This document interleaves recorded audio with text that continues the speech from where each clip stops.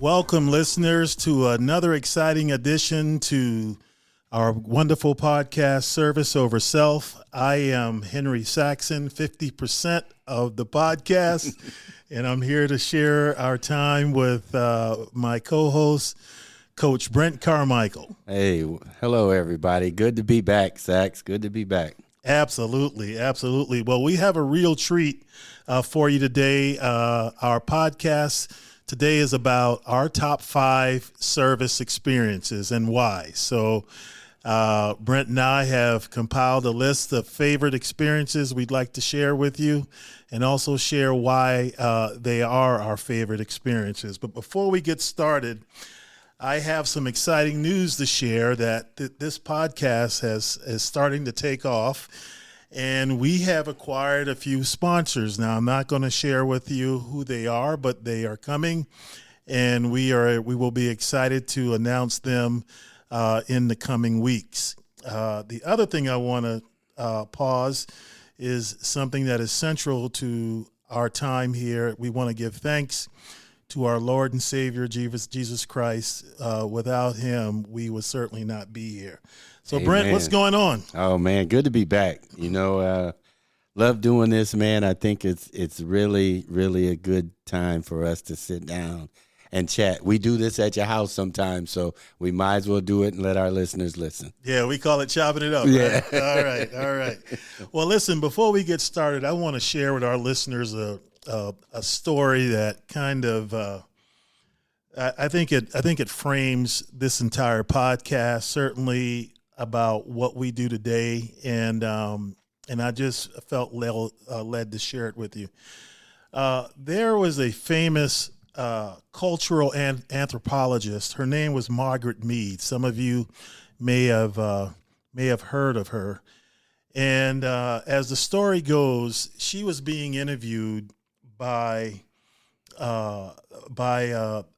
someone from their local paper, and she was asked, "Miss Mead, in your travels and your works, what is some of the signs of a civilized society in your work as a cultural anthropologist?"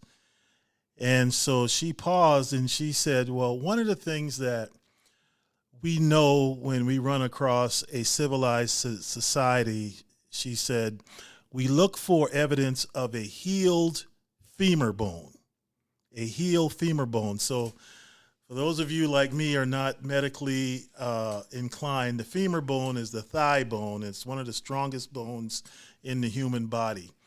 And the context is that back during that time, you know, people lived in caves, and you know, the life existence was very, very hard. It was easy to get injured or killed.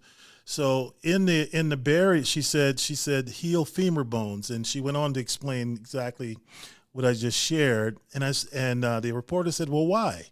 Why do you look for evidence of a healed femur bone?" And she went on to explain that when you find somebody, the remains of somebody with a healed femur bone, it exemplifies that colony of people had compassion for each other. They looked out for each other. And therefore they were a lot more advanced. And so one of the things I think that symbolizes what we do here for this podcast, we look for healed femur bones, and more importantly, we try to promote people to do the healing and helping the healing of the femur bones. So I thought it was an appropriate story Good for intro. this, Good and intro, yeah. So well, we'll get on with our show and to share our top 5 service experiences. So Brent, you want to kick us off with number 5 and why? Okay. I've thought about this, so it was kind of hard for me being in and doing the things that I've done over these years. So number 5 for me is going to be, I'll say, working in school districts. I'm going to start in Rockford, Illinois, where I was playing professional basketball, and I was going into the schools, and I was talking to kids about education and professional basketball. And so I seen the influence that I had. That's kind of what generated the passion for kids because before that, I didn't know what direction I was going to go after I got done playing ball. So that ignited the source for me.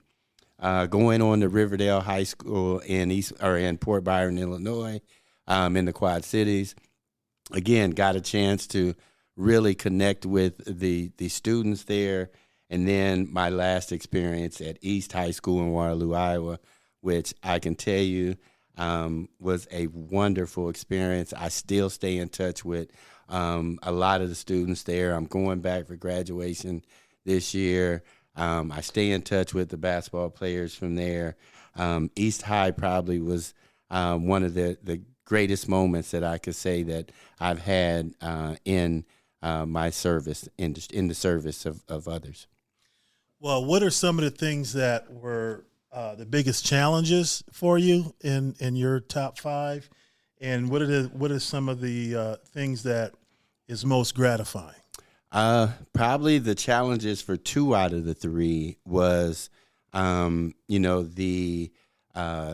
most of the kids were coming from high poverty areas, and so they really didn't have a lot of, I'll say, a high image of black men that were going to be there for them or be around them or help them in their needs and just being able to be supportive. So I would say that was probably one of the biggest issues for 2 of the places. The thing that made me feel great was that they knew that they could count on me, and them giving me their time when they had struggles or things was going on with their lives or they were unhappy. They felt comfortable coming to my office and sitting down and talking to me. So I would say those are the things that made it most rewarding for me being in the school districts. Great. Well, I'll pivot over to my top 5, and the number 5 for me is serving on the board of appeals for the city that I live in, Brookhaven, Georgia, and it's a wonderful experience. You have to be nominated by either the mayor or someone on the city council, and then they subsequently have to approve it. So right there is a tremendous honor. But being able to do the work and support the work in service to our city and the residents and taxpayers of the city is a wonderful thing. And so it's one of those things where you feel very honored, but also appreciate the deep responsibility of public service. I don't know if I would want to do it for a living, Right. And but it is. But you do have a sense of appreciation and an accomplishment when you attend those meetings and the public's out there and they're riding on the decision of the board and they're invested, in all of those kinds of things. So you have to be mindful and attentive and exercise your best judgment. So, well, I'm sure you had to do your homework and stay on top of things. That is true. Yes, especially when you're dealing with the public like that. So that's honorable. Yeah, it is. Homework is right, and I think, there's a lot of information to cover and consume, and you're absolutely right. And you become better. Yes. The more familiar you are with the work and the public's perspective on why they're kind of depending on you to make some judgments that is fair. So quick question with that. Do you feel like you are a person that performs better under pressure in situations like that, or do you feel that you're better when you have weeks or days to be able to accomplish something?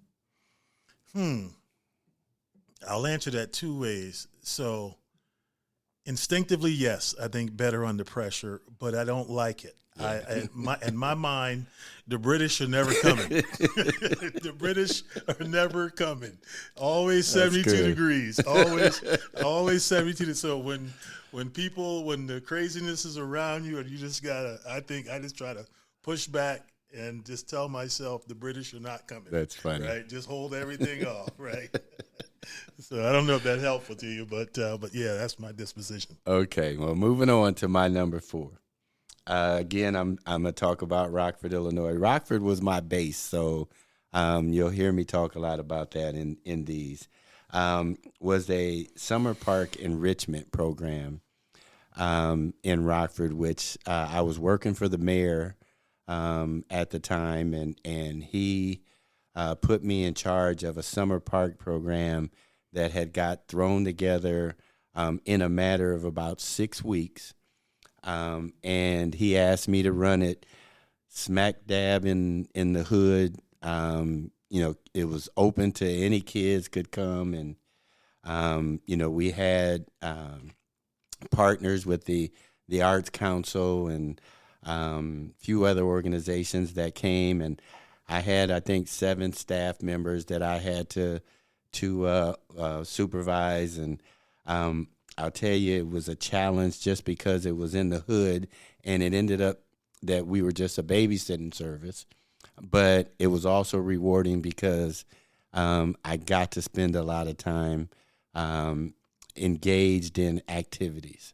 We had a little gymnastics going, we had basketball going, we had kickball going, and I engaged.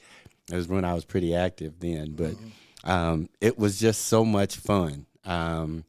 Being able to see the smiles on the kids' face. And so that was a very good, memorable moment for me as far as service. So I'll ask the same question as before. What was most challenging about it, and what was the 1 or 2 most rewarding things about it? Most challenging, again, is building relationships with kids who don't have a very good image of Black men, and I'll give you a real quick story on that. There was a young man that was there, 5 years old, maybe 6, I think, who was there, and he did something he shouldn't have been doing, and I went to challenge him on it, and he spit in my face. And so, of course, you're not coming back. You're gone, and you are not coming back. So days going by, I see him standing across the street day after day. It probably went on about 3 or 4 days. And so I called him over, and he came over. He apologized. But I told him, what you have to do is you have to stay with me everywhere we go. And you're going to be my runner. If I need something, I need to go somewhere or get somebody, you're going to be my runner. Probably the best thing I could have did for that young man, because we spent a lot of time. Ended up sitting down after he apologized again after a week, and he just explained to me that he didn't respect men. And he didn't respect men because a lot of his brothers were all in gangs, and so they kind of, I'm not going to say beat on him, but, tried to make him hard when he wasn't ready for that. And so he didn't like Black men at that point. So that story right there is I can say is probably one of the most rewarding stories that I've ever had in my career. And Brent, knowing you have the spot-on temperament to impact that kid's life. And so, I'm sure you got just as much out of it as he did. Yes, I did. And still stays with me. It does. It's a story that I tell anybody and everybody, because I want people to know that there's always a channel to return. No doubt. Yeah. No doubt about it. Well, my 4th best experience is serving on a nonprofit board of directors. So my top 2 are boards. So, but serving on a nonprofit board, and being able to have some governance influence on the direction of the organization, being able to have some involvement in involvement in how well the organization fulfills its social contract with the people it serves, and then just the overall operations and accountability that things are done the way they should be done. Supporting the fundraising part of it, supporting the advocacy part of it. It is time consuming, especially if you want to consider yourself a successful board member. But the sum total of the experience is pretty good. Well, as we had been unconnected for several years and not being as connected as we should have been over the years, and when I did reconnect with you and seen that side of you, very proud, because I could tell that you had been in that professional mode and been on boards and been in the Boys and Girls Club and just loved it, because then I couldn't wait, to tap your brain, because I knew you had been engaged with kids forever. And so, I applaud you for being a part of those things. Appreciate that. And, learned a lot in that experience, and again, just going back to the purpose of this podcast, there's nothing unique. I can speak for myself, certainly me, and anybody within the sound of our voice can do the same thing. Yes, sir. That's the whole point sir. here is listen, Yes. A lot of our listeners out there has 10 times more capacity, and again, speaking for myself, than I do, but let's all roll up our sleeves, get up there, and make the world a better place. Yes. Make the world a better place. So Gotta engage. yeah, you absolutely have to engage. All right, moving right along. What's your number 3? Again, I'm in Rockford. Outside of working for the mayor, I started a nonprofit program. We called it We Care. And the acronym for consciousness, attitude, respect, and education. I had 15 through 18-year-olds, and we focused on community service. And we cleaned up the community. We went to one of the West State. If anybody in Rockford's listening, everybody knows West State is, one of the challenges of the city. We cleaned it up. We had some, and then we had meetings, and I sat down with some young men and women that again were from A students to gang members. But again, they trusted me. We had meetings, and I ended up taking 2 of the kids to a National Blacks in Government conference in Los Angeles.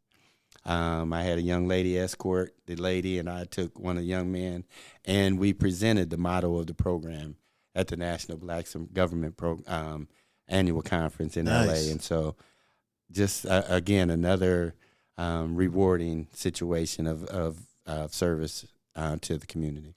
Well, those kids will never forget that experience. I'm confident about that. And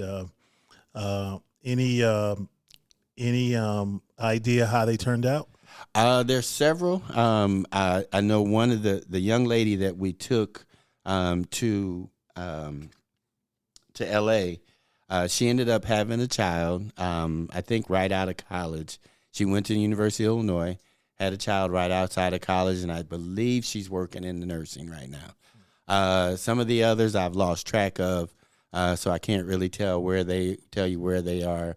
But I can tell you that I got memories through video, and that I occasionally look at just to look back on it. Yeah, but you showed up, Brent. Yes. You and the other chaperone, you showed up, and that's the point. Well, my number 3 is kind of back into your lane a little bit, is coaching young people. Okay. Volunteer coaching young people. And I haven't done it for some years, so I started doing it when I was much younger. So I had a high degree of intensity back then, but it was one of the most rewarding experiences I can say I have, and teaching sports, based on your own experience and to have those kids translate that on the field or on the court is one of the things that you never forget. So I got a question with that. I've always been one that has a discussion with people about this. So I'm going to ask you, do you feel in your situation, what you just talked about as far as coaching and you hadn't been away from it, do you feel most players that have played the sport are good coaches? In general? Yes, just in general. Or you can use it from your perspective. Do you feel like you were a good coach because you played, or do you feel like you were an average coach because you didn't know how to transfer from being a player to being a coach? I don't think playing gave me what I would call a significant advantage, because I think the benefit is getting to know the talent that you have, and then going from there. Okay. Now you're able to diagnose a lot faster. You're able to communicate what you want to do a lot faster because you've played, assuming you're coaching the sport you played. But in general, no. Okay. In general, no. Okay, good point. Yeah. Okay, my number 2 takes me back to my hometown, East Moline, Illinois, and I started a program. I'm a starter, I guess you could say. Excuse me. Started a program called Youth Opportunity and Understanding, and it was a summer park program. And we started in one park where I had it free, 4 days a week, from 9 to 2:30 in the afternoon. I think it was 3. And you started, like I said, with about 12 kids in one park. The second year, we had 72 kids, and we went into 3 parks. Provided lunch. We went on field trips. We partnered with a housing agency there, and they provided lunches. And I want to say they also provided transportation for us and stuff. So that was my thing. And so and we grew it, and so that's why I say that it's my number 2, because it grew from 12 to 72 in 3 parks. And so and I only charged $20 for the whole summer. Really? Yes. And so a lot of parents got free babysitting. And again, I was the one who was the winner because I got a chance to spend time with a lot of kids. Yeah. Wow. Well, yeah, startup has been a big part of your journey, yes. starting up programs, yes. but it just amplifies your commitment. But so what was some of the pain points? Probably getting the partners, getting the making sure that they had lunch every day. I had to go pick it up, and I didn't have a staff. As far as an administrative staff, I had kids, high school. I actually hired high school and college kids to be in the parks, but I didn't have. So I had to do pretty much everything. Go pick up the food, go pay the bills, go do all of it, and so that was the painful part. But again, the reward for me was, kids.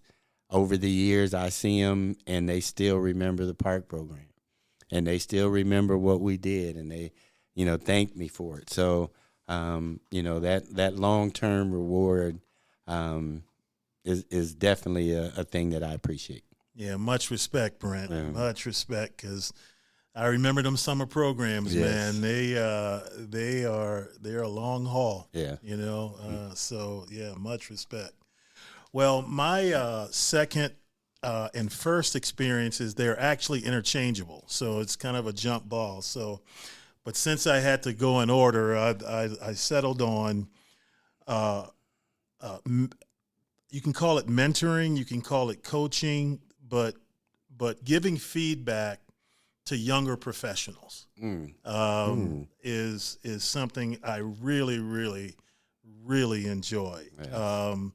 You know, folks that are, coming through their career, you know, if you look at it maybe in 5-year increments, and you can see some of the same experiences that they have gone through or are going through that you did in your career, and you can share insights with them based on your own experience, and especially if you had some level of success as you go through.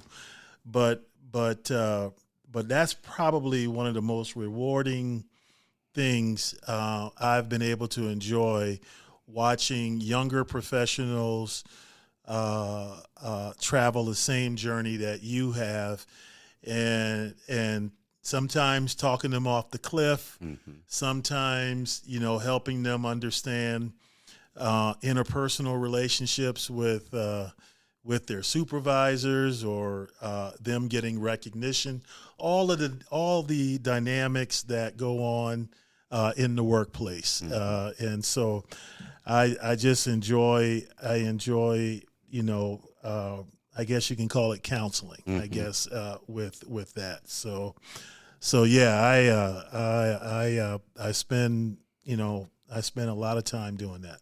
So let me ask you, when we were back at UNI in, the 80s, did you ever think that you would have been able to be in that position that you were in, to be able to help those young professionals?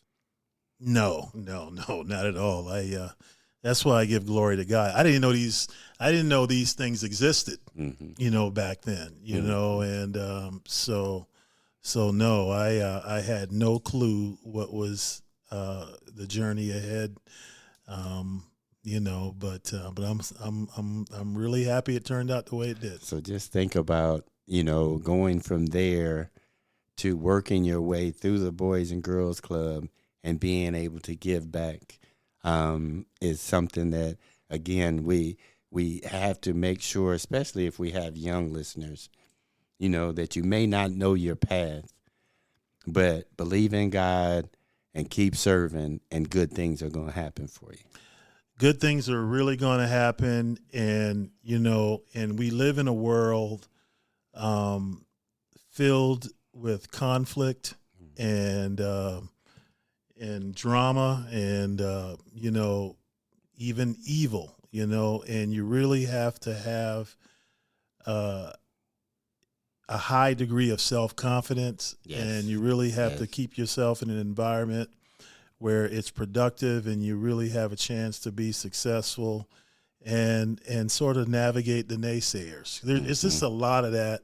There's a lot of it. I call it headwind. There's just a lot of headwind toward getting to where you need to go, and providing someone the encouragement and the insight and the guidance, especially if they're open to it, is few things are more meaningful. Keep those in your circle tight. Keep them in your circle tight. Okay, so all right, drum roll, please. We're down to one. My number one is dearest, because anybody who knows me knows that I became a single father right after playing my last professional game. I took custody of my son. That's outstanding, Brent. Outstanding. And so with him having special needs, my number one is being an ambassador for Special Olympics. Very nice. Yeah. Very nice. I said the pledge every year, was always out in the sometimes cold, with our kids with disabilities, and so that's probably the dearest thing that I could say, that I'm glad that the Lord has put me on that path, is Special Olympics, because the thing that I learned most, Sax, is that the littlest thing is important.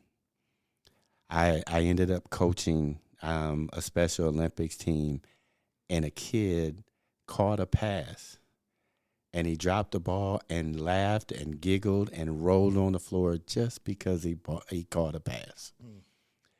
And sometimes we forget the little things are the special things. And to me, that's what special needs kids bring to us, is that you have to take those little things and say, that's a victory. Yeah. And so that's what I would say is my number one most rewarding service that I've done to a community or in my life.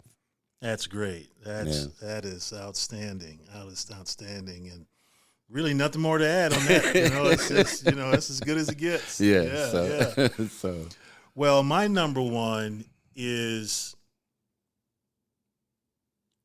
doing community service work with my fraternity, and one that you and I both share. Right.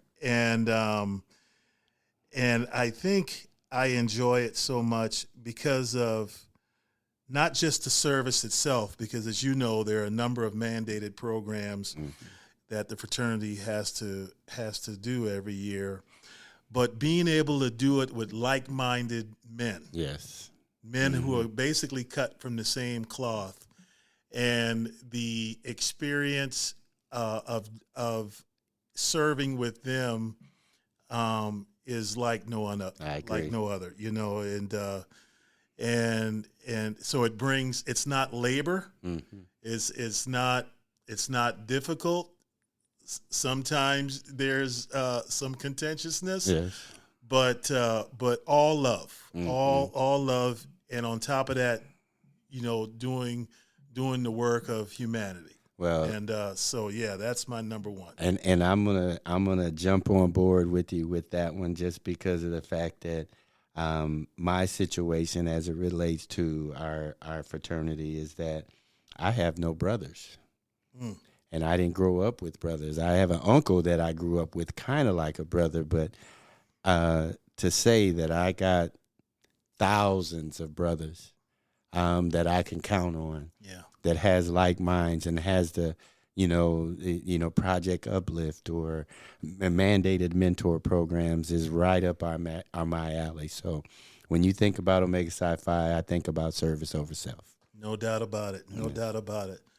Well, folks, that's our show for today, and it was really enjoyable. What do you think, Brent? Yes, I hope that the listeners, I hope that there's something that you heard from our top 5 that you begin to start thinking about your tops and if you don't have any, make some, because that's what this podcast is about. It's about inspiring, motivating, and trying to get you all to understand that you have it within you, and service over self is a very rewarding task for us. Well said. Take care, everybody. See you next time.